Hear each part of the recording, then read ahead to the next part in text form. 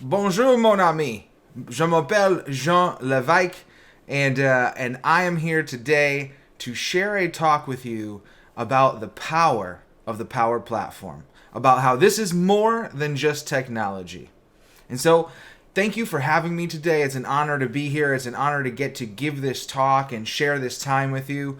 And so, before I get started, I just wanted to share a couple things about this talk. This talk is going to be a little bit different from the others you've seen. First, it's going to be in English because I don't want to embarrass myself by trying to speak French poorly. I would rather communicate the message to you well instead of trying to worry about doing the language justice and wondering if I'm doing that. And so this talk also is pre-recorded. This is a talk that I gave earlier in the year, and I felt that it would be a good opportunity to share this talk with you where I was in a real room full of people. And I know that today we can't be together, and I know that I can't be there to deliver this in person. And so instead of me just sitting here talking to my camera like this and none of us getting the feeling of a live event, I opted to go ahead and show you one of my brand new talks that I created just for this year. I was only able to give this talk live once. All the rest have been poor imitation. And so this is my talk that I gave earlier this year in person in Scotland. And so I hope you enjoy it. It's about a few things. It's about, one, my journey to the Power Platform and what it means to me. Then I share on the journeys of a few others and how they have found the Power Platform and how it has changed their life. I then talk about a couple companies who are doing business differently after finding the Power Platform, and then I wrap all this up with some practical steps in how you can create a bludgeoning, burning, excited community that is going to go and create similar success stories to what I'm going to share today. And so without further ado, let's go ahead and head off to Scotland earlier this year where we were all in a room and you can feel the energy there. This is more than technology.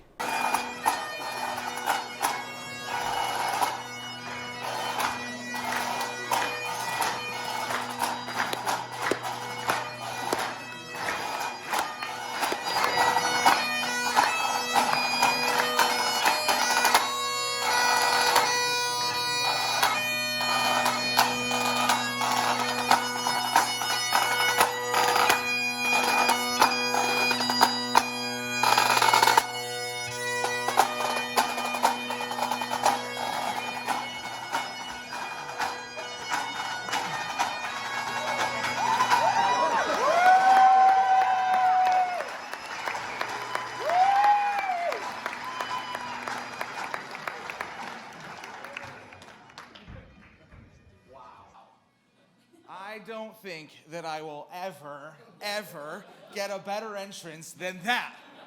Wow, let's give it up for those guys. Come on.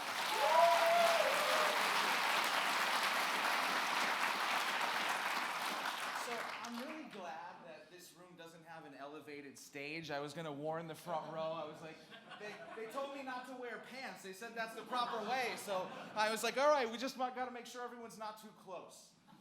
All right, so hi, everybody. This is my first time in Scotland. I am so excited to be here and see all of you. My name is Jon Levesque. I am a senior PM on the Flo team. The title of my talk today is, This is More Than Just Technology. In fact, this is life change. And today, I'm going to spend some time with you, and we're going to cover 3 different parts of my talk.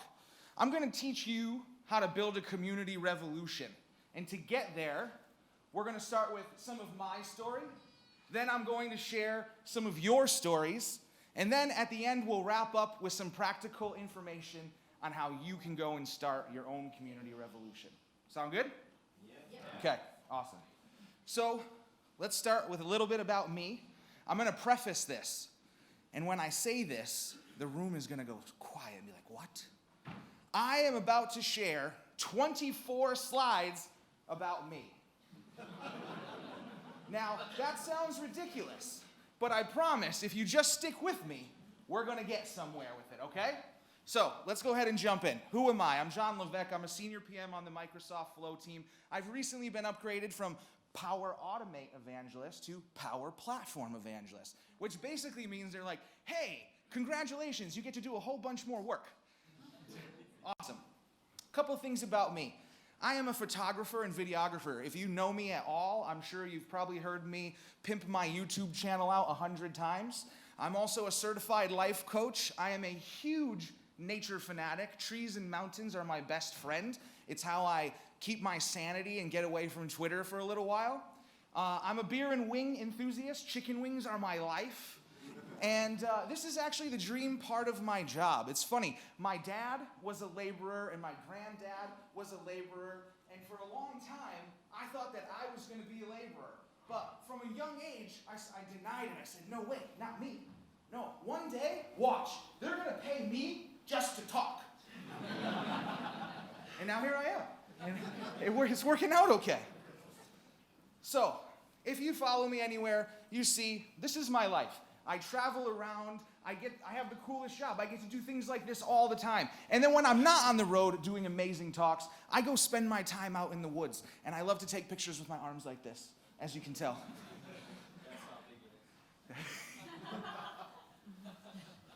But this was not always me. And so now here's where we're going to start to get into the journey, okay? So 2006, that's me. Yeah. I'm 22 years old right there, but I looked 45. And there was definitely something a little different. And my job, I was a cashier at Blockbuster Video. 2006, 14 years ago, a cashier at Blockbuster Video. Now let's just go ahead and zoom in on that so we get the full effect. And we'll come back here, okay? So, at this point, I had graduated high school. I never went to college. I decided that I was going to go and work because school wasn't for me. And so 2006, I'm at Blockbuster. 2007, there I am, a little better style. Still looking pretty similar. I'm 23, and this is my first time I get a real big opportunity. I get this job as a field service technician, which means that you see these gentlemen over here, the AV guys? I did what these gentlemen did. I followed around Steve Ballmer, and I set up his talks so that he could do this. So 13 years ago, I'm preparing the rooms for people who are doing this. This though, started my journey into IT. This gave me a new career path. Where I had no skills and no education, suddenly, I had a new possibility. And so, I went with it. I leveraged it. I turned that job into another IT job. Now I'm going to go through these slides rather quick so that 24 slides about me doesn't last 24 minutes. But what I want you to pay attention to here is the language. This is my LinkedIn. The language here is very medical. It's very prescriptive, right? All I'm doing is outlining things I'm doing, not an impact. You can tell there's no passion. I'm just trying to make bullet points, right? Why? Because IT really wasn't for me, but it was a better opportunity than working at Blockbuster. So I'm going to go that route. So 2010, I become a project manager. I oversee IT operations, network design, blah, blah, blah. I start getting reviews from people I'm working with. And, they're fine. They say very nice things about me. Time goes on. 2012, I work at HTC. Who here had an HTC phone at some point? Yeah, those guys. I remember their little flip sidekick thing that you could text on. Oh my gosh, I loved that thing. Here, again, IT. But what's not shown here is that this is where I actually got my first opportunity to start hanging out with marketing people. And it was interesting because I was like, wait a second. There's a whole group of people that get to do nothing except talk about stuff and they get paid for it. It was like, that's perfect. It's my dream job. It's what I've always wanted to do. And so I did my IT job, and after that, when all that work was done, I'd go hang with the marketing team. And I would say, what can I do for you? Because I was trying to get those skills. I was trying to get those connections. I wanted to be a marketing person. I knew that was a way better fit for who I was. Time goes on. My boss gives me a great review. Again, now notice, each of these jobs, one review from one coworker says something kind of nice, right? I keep going. I'm a project manager. Now it starts to get interesting. This is, in this job right here, this was my first time at Microsoft. And this was the shittiest job on the planet. But I took it because I knew I wanted to be at Microsoft. And I knew that if I could just get within the hallways, that I would be able to talk to someone, meet someone, and make something happen. And so sure enough, I did. I met a guy, Brian Tomlinson. He gave me my first opportunity at Microsoft in the marketing department, in community. And he said, John, you got something. I believe in you. You don't have the credentials, but you got passion. And that's something you can't buy. And so I want to point out the top line here. That's the top line of this App Studio position. I'll be honest with you, when I wrote this, I was totally full of shit. I was just making stuff up to sound good. But what's funny is, as I read it now, it was kind of prophetic, right? Because this is now what I'm trying to do. I'm trying to position Microsoft as a major player in this low-code, no-code space. And so I have that job, and lucky enough, what happens? Oh, I get another review from an employee, from a coworker, but then they give me a blue badge. They said, John, you did so great as a vendor. We want to hire you full-time. We have a new product called Project Sienna. Who here knows of Project Sienna? Don't spoil it yet. Okay, so if you use Project Sienna, awesome. So I was actually the first community manager for that product. And now for those of you that don't know Project Sienna, it's now known as Power Apps. And so all of you are probably very familiar with that. Project Sienna was the very first incantation of what we now know as Power Apps. And so I worked on that team. I got promoted a couple of times. Then, my team likes me. Good job. You should read this one. This is a funny one. He has a track record of creating and nurturing a large community of users for the products he used to work for. I was like, Pratap, why'd you even send a recommend? Like, all right. Don't get me wrong, I love Pratap, but I always find that humorous. 2016, I decided to leave Microsoft. I was like, I'm going to go to a startup. And if you notice, eHang is a drone startup out of China. If you know anything about me, I'm a huge drone fan. This seemed like a cool thing to do, go be director of marketing for a drone company. Well, it wasn't. And so I went back to Microsoft. Now, this is where I live today. This is the position you know me in today. And the whole reason I wanted to point all of that out is that literally none of you had any idea who I was until 3 years ago. And even then, in the last 3 years is where all of the momentum around my career has really been built. And why is that? So now, let's check out the difference. My current position, I got 1 review. I got 2. I got a lot. And you can see the difference. These people are speaking of passion about what I'm doing. John has created an engaging online community I've ever been involved in, opened up possibilities for me and my organization. Awesome, right? This is the kind of feedback you want. And so, what changed? Why did I go from working a job that I got fine reviews at, that I wasn't super passionate about, to this place where now I have been able to skyrocket what I'm doing? Why is that? What changed?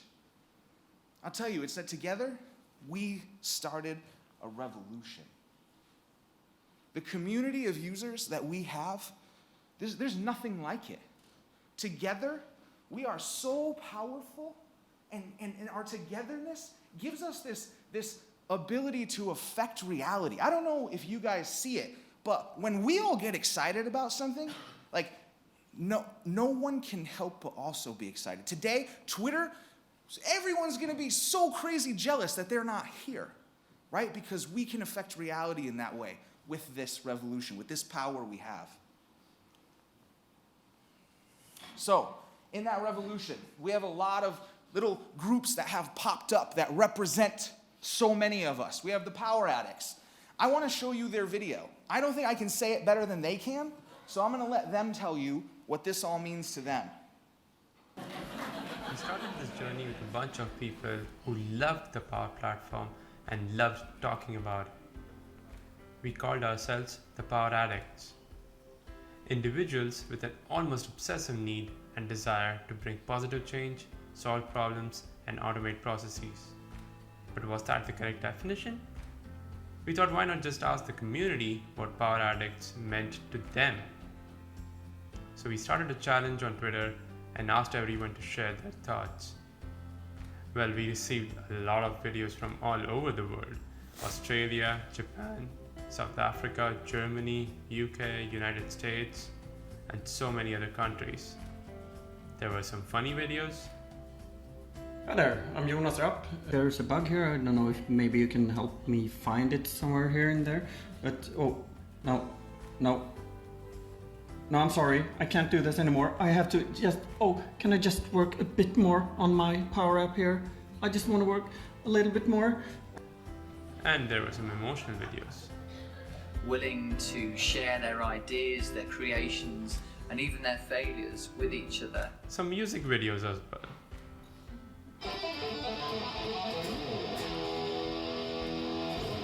Power Addicts is fun. Everyone was talking about these 4 common themes. 1. Everyone's free to ask anything. Everybody in the community puts up with my dumb questions about stuff I don't know anything about.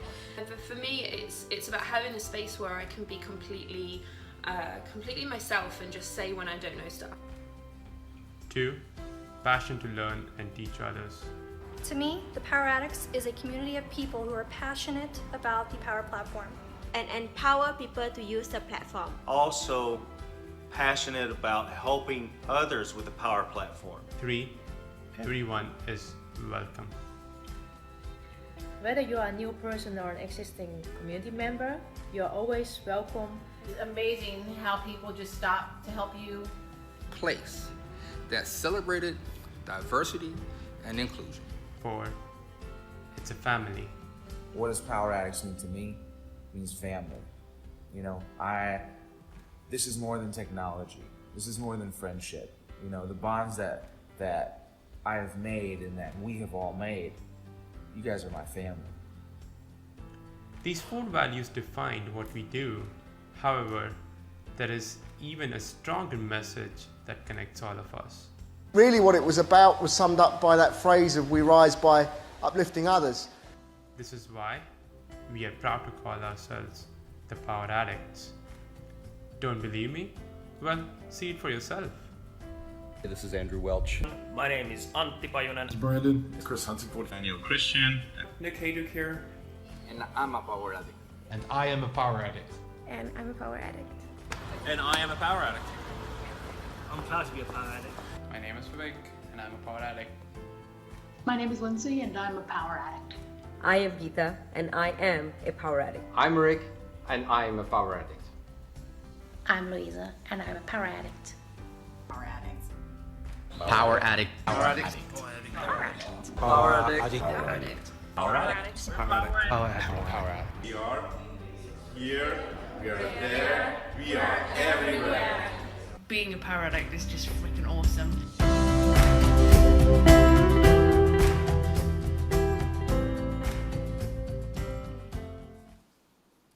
I have gotten to be a part of many communities. I have helped build several of them. I have never ever in my life encountered something like the Power Addicts. This group of people that has become this completely, it's a movement. There's no other way to say it. It's something that's completely opt-in, where if you decide you're a Power Addict, you get to be one. But the ethos that they offer of we rise by uplifting others, you don't see that often, where competitive vendors are helping each other. It's not something that you see in many industries, but it's something special to us, I think. And so I did a little bit of paid research. I went and paid $15 to get a report pulled on hashtag Power Addicts so that I could see its real impact. I don't have my spotlight, so I can't spotlight these items, but one thing I want to point out, about 500 tweets a week go out with hashtag Power Addict. And what's funny about that is they give that an economic value, the amount of attention that the Power Addicts hashtag gets and how much that's worth. It's about $1,500 a week in attention, just currently, right? That seems outrageous to me, that you can measure an economic impact of a hashtag. But what's great is there's over 250 people that tweeted those 5. You can see here some of the top contributors. You got Samit up over there. You got Todd Bazinski, Reza Durrani, all names that we know. Sancho. These guys are super passionate about this stuff. There's also the Flo Fam. Flo Fam is a little bit different than Power Addicts. Flo Fam is a incubator group that I have tried to run from the ground up and try and mentor people and help them mentor others. And so we have currently 33 group members. 28 of those have become BizApps MVPs. 3 have been hired by Microsoft, and we got 2 that are almost there. This group of people is another, similar to Power Addicts, where you see these faces, you definitely recognize them. These are huge influencers in our community. These are massive, skilled professionals, right? And what's great about these guys is when you see them get together and solve a problem, I am constantly amazed. As a more of a marketing person than a technical person, to see someone bring CDS skills and somebody bring SharePoint skills and somebody tie that all together when no one else knows how, those 3 minds coming together to solve problems, it's fantastic. And again, it's the same thing, right? We rise by uplifting others. Flo Fam helping each other solve issues. And then we have TDG. Who knows TDG? Yeah. Those Dynamics guys, now known as TDG, they run Hack for Good. Hack for Good is an amazing thing. It partners together businesses, charities, and skilled technology people to leverage Microsoft and solve problems. So last year, they did a big event where they had 75 participants, a bunch of sponsors. They made 15 apps, and they then gave those apps to a charity to then use for their business. And so, real quick, if you guys want to get involved, if you're going to the Business Applications Summit, if it still happens, if it doesn't get canceled, you can actually get involved in a hack that they're doing there. So, I want to now switch gears a little bit and talk about some radical shifts. So we've talked about my journey, we've talked about some of the things that have risen up out of this community, and now I want to share a few stories of empowerment before we get into how you can create your revolution. And so the first story, Samit. Who knows Samit? Right. Everybody knows Samit. If you know anything about the Power Platform, you have seen Samit's face, you have heard his story. But today, I want to share a different side of that story with you. So just for reference, if you have not heard Samit's story, I highly recommend you do. You can go to YouTube, you can search his name, Samit Saini. He has a video about his transformation at Heathrow Airport. Samit was a security agent. We call him TSA in America. And he worked at Heathrow. And he transformed his job basically from a security agent to an Office 365 adoption specialist by creating Power Apps. And so that in and of itself is a cool story, right? Lifting yourself up by your bootstraps, getting yourself a better career. And that would be a great story if it ended there. But it's not. And so I've talked to Samit and I asked him if I could share these additional bits of his story because I think it adds value. I think that you guys need to hear this because I think it could be encouraging for even just one of you. So Samit not only did all that, but to do that, he also had to overcome a learning challenge, dyslexia. So his mind will rearrange numbers and letters. And so I don't know about you guys, but when I build Power Apps, my God, I have a hard time with formulas and things already. I can't imagine my mind rearranging things on me as I'm trying to make that happen. So now when we add that to all that he has overcome, how much further even he's come because of that. It is an amazing thing that shows that anything is possible if you just say it's possible. And if the story ended there, it would be a great story, but it doesn't. The part I think that means the most to Samit about his own story was that after he got to stand on stage with the CEO of Microsoft, that wasn't the key part for him. Sure, that was great, and that's a life-changing experience. No, but when he got home and he walked in the door, his dad, for the first time in his life, told him, "Son, I'm proud of you." And that for Samit, that was the moment. That was the moment where all of it was worth it. Where all that hard work, all that overcoming challenge and adversity, all that strife and trying to create something new for yourself, that's the moment that meant something to him. And so I share that to tell you that you might also have a learning challenge that you're up against. But you can still do it. This platform can enable you as well. And all it takes is a decision, a radical shift to say, what I have now isn't all I can have. So, who knows the name Joe Unwin? Hands, okay, a few. Who knows the name Flo Joe? Way more. So, Flo Joe, I actually met 1 year ago in Amsterdam. And he was an automation specialist. And we had a conversation over some beers where I said, automation specialist? You need to learn about Flo. Power Automate. Long live Flo.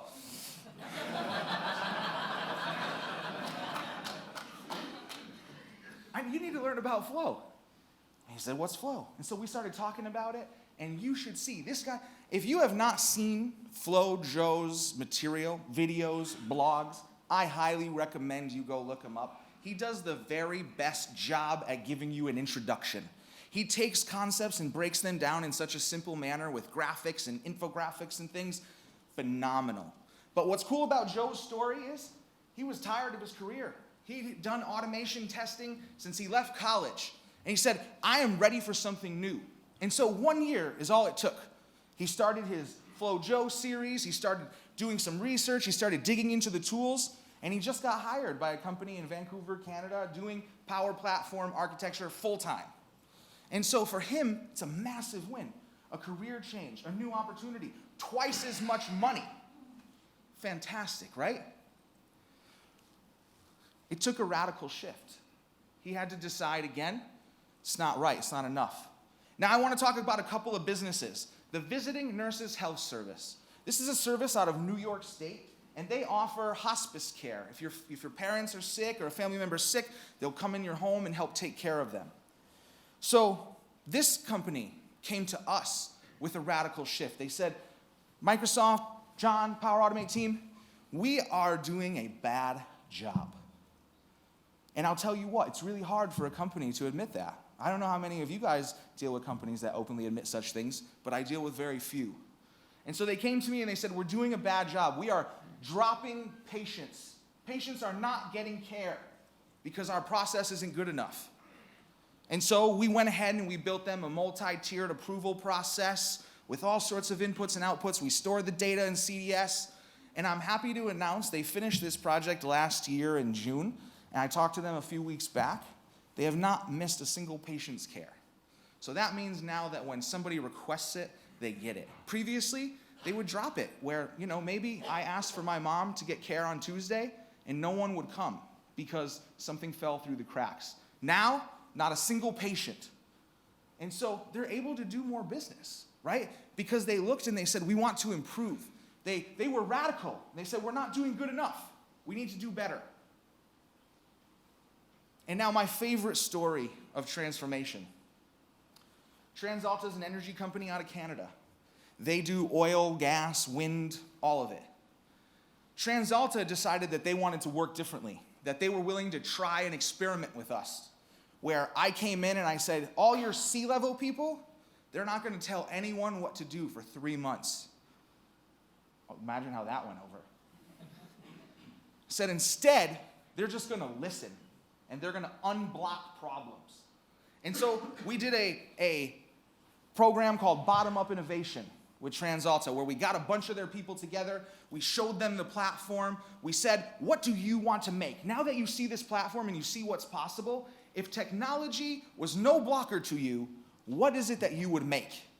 And so they got together and they came up with about 60 ideas. We gave 5 of those ideas owner teams and said, okay, take that on and go.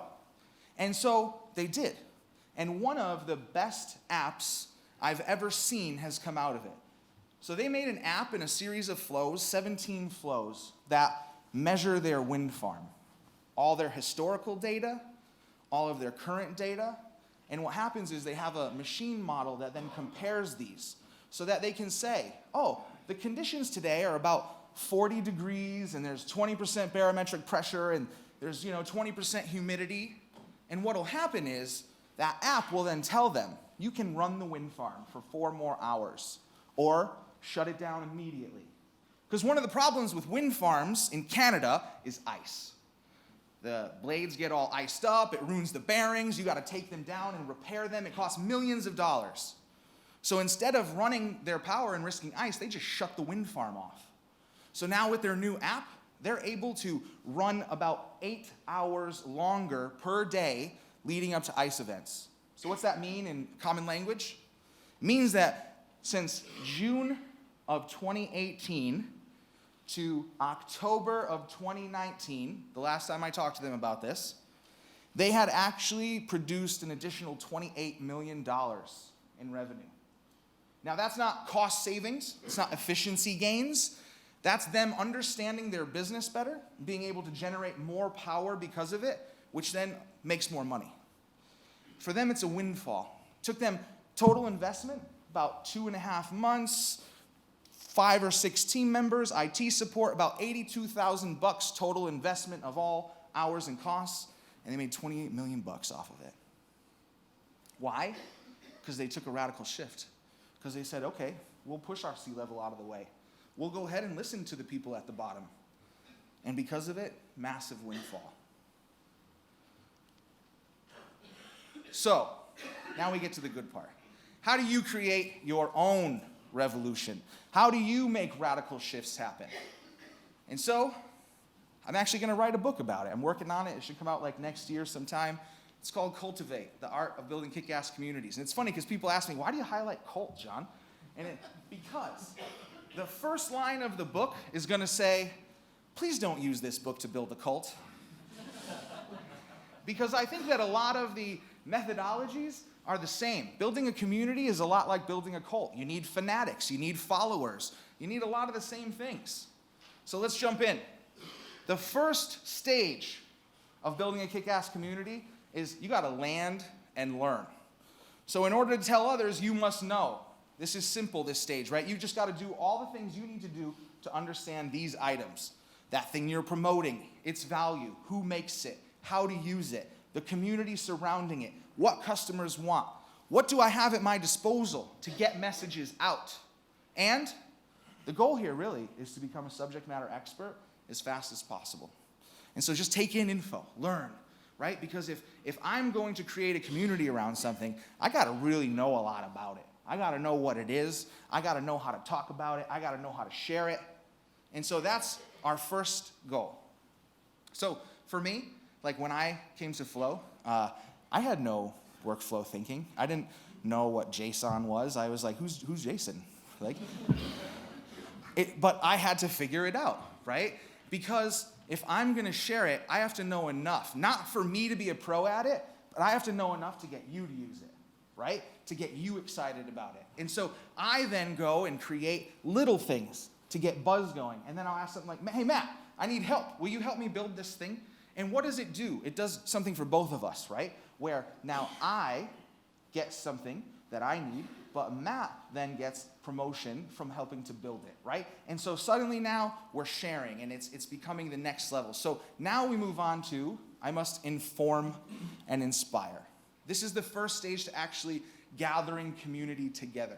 These are the two ways that you really get people to join a community, either by informing them or inspiring them. So this is where we tell our stories passionately. We do show and tell, like kindergarten.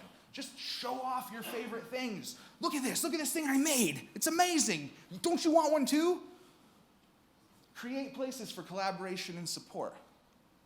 Shine a light on people doing the things you want to support. If you'll notice, this is a huge thing I do in my community. When somebody does something awesome, I shout about it. Oh my gosh, look at this amazing thing so-and-so did. Then, this is a huge one. Encourage others to do as you do. You don't need credit for everything. And I'll be honest, that's been a challenge for me. I love credit, right? Like, I get paid extra for like how much credit I have in things. And so this is something for me that I'm constantly struggling. And so what I've tried to do is now for like my YouTube channel, most of it, I give away the platform. I ask other people to come and present. I show them off. I try and give them an opportunity to have that platform to grow. And then the goal here really is to touch, move, and inspire people so that they participate or share our stories and programs. What we're trying to do here is build a snowball, build momentum, build it slowly but surely. After that, engage and educate. Once we've hooked you, how then do we keep you along? So this is where we connect with passionate people and we empower them. Power Addicts, Flo Fam, TDG. We give those groups reign. We say, go, you're passionate, go, make awesome things. So we identify our core fanatic groups. We ask them what they need. We build the platform and tooling to support those things. We invite the greater community to then share our successes and challenges together, right? We rise by uplifting others. Create spaces and experiences for collaboration and growth. Continuously encourage and reward participation. Now, this is a big one. Document best practices, create open source repositories, foster a culture of sharing where we all build off each other's experiences. And so if you'll notice, if you're paying attention at all, this is where we are in our community. I would say we're in the engage and educate space right now, and we are heading towards this. So the democratization really begins here in this phase, and then we go on to the final phase, empower and influence. And so this one only has one bullet point right now. It's very, very simple. Once we've built our platform, we scale our efforts by sharing it. And so that's where we live today, right? All these movements we've talked about, all these radical shifts, it's all of us sharing this thing that has changed our life. And so all that to try and get ourselves to be evangelists, which really, the definition of evangelism is just those who know telling those who don't. And so I wanted to share my story with you guys to show that my own radical shift happened because I decided that what I had wasn't enough. And the stories I shared, the same thing. Samit and Joe, they decided that what they had wasn't enough. Transalta, Visiting Nurses Health Service, they weren't doing business right. What they had wasn't enough. And what they've all done is they've all taken part in community in some way or another. They've all built this revolution into their business in one way or another. They've all taken on this evangelist idea in one way or another. And so for you today, I just want you guys to go and think of what's your radical shift. Do you have all that you want? Do you want more? All it takes is a decision for you to say, what I have now isn't enough, and I'm ready for some more. And what I'll tie in the whole Microsoft bit. This platform can help you make that change. All right, and so guys, that's my talk for you today. If you'd like to follow me, I am talking all the time, all over the place. Would love to have you along with me. All right, everyone, and so that was my talk. I want to go ahead and give a big special shout out to the French community who have put a ton of time and effort in behind the scenes to make this happen. I also want to give a big special shout out to Microsoft France, who has been instrumental in making sure that this event happens in a timely fashion. I also want to give a big shout out to all of you who've taken the time to hang out and watch and participate. This is a first step in a journey for you where you get to decide, I want more, and what I have now is not enough. In my talk, you heard about how that was the common trend amongst everyone. They all decided that they wanted a little bit more from life, and what they had wasn't enough. They used the Power Platform as the vehicle to help them get it. Me too, same thing. I decided that my life wasn't good enough, and when I found the Power Platform, it was a moment where it just clicked. Me and it together, it's a powerhouse. I love it, and it loves me. And so I hope that you find a little bit of inspiration from this talk, and that you see that if you want to go and change your career, if you want to go and change your path, if you want to change your future, it's entirely possible for you. It all starts with just one decision, where today you say, I'm sick and tired of being sick and tired, and I'm going to get some more. And lucky enough, the Power Platform can be a vehicle that will help you do that. All right, my friends, that is it from me. Thank you so much for having me here. Big thank you to everyone who helped put on this event. Microsoft France, the France community. There are so many people that have put in tons of effort to make this happen. And so make sure that you thank them as well. If you know who helped organize this, send an email. Let them know what a great job the event was, what a great job they did, and how much you enjoyed it. Okay. That's it from me, hoping to connect with you all. I'll see you guys on Twitter and YouTube and all the other places. All right, see you later.